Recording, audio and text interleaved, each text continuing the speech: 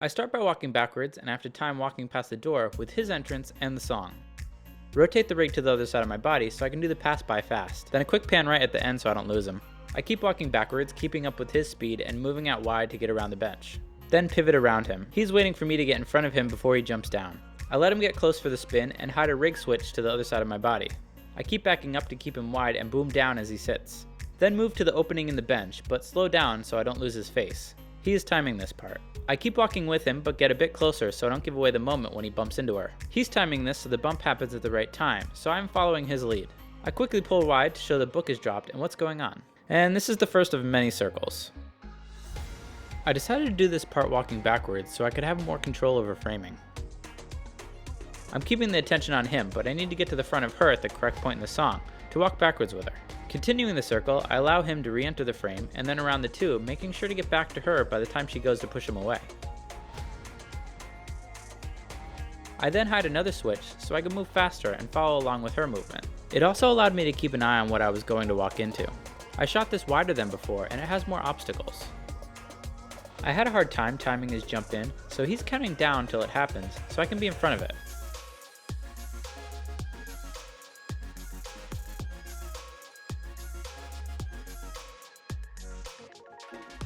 I widen out and continue circling, waiting for them to do their spin. That was my 5-second timer for when I needed to land the frame. I wanted it to end with that beautiful bridge in the background. Then I let them walk off and slowly tilt up as they walk away. So let's talk about some of the blocking in this video and take a look at some of the other takes to see what changed.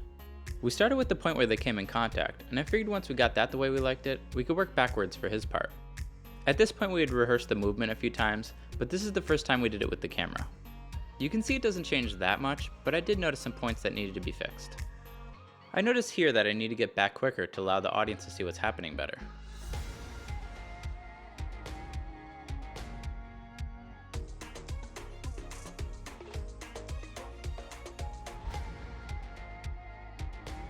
I also moved the direction he jumps around her to go to the other side so he doesn't block the camera.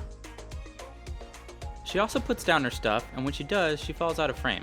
I could have followed her for it, but I thought it was ugly, so I instead changed it so she throws the book, instead of having to put it down nicely. If you notice him in the background here, he's not really doing anything, so I had him cheer her on, but not too extra to draw attention to him. I definitely missed the timing on getting to the right spot for when he jumps in here. We fixed this by having him count down from 8 for when he would jump in. This let me get the timing correct.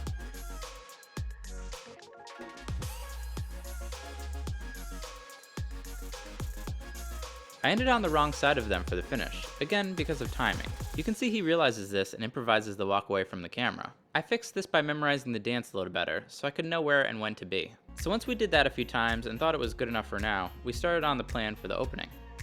I had no plan going into this, so we had him start doing the dance from the position he was when they bump into each other, and then dance his way to the beginning point.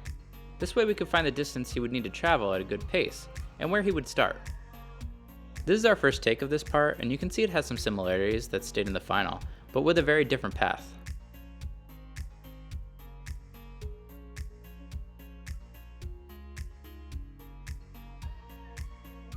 I decided though that I didn't like it, and I started again with a prettier starting frame, and we ended up with this. This one is a lot closer, but I still wanted to modify it quite a bit. I decided to have the camera already moving in the final, instead of having it start at a static frame.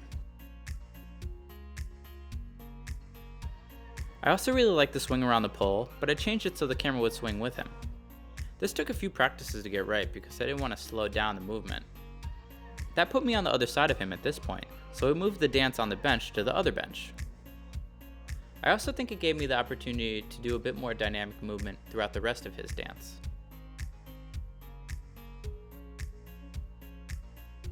Then we came up with the final version, and after a few more practices, a struggle to find a place to charge the Bluetooth speaker, and waiting till sunset, we got this take. I also figured I would show you how I pitched the idea to the dancers. I did it by syncing up the audio to some text on the screen. This way you could picture what was happening with the audio, a problem I haven't really run into in the past.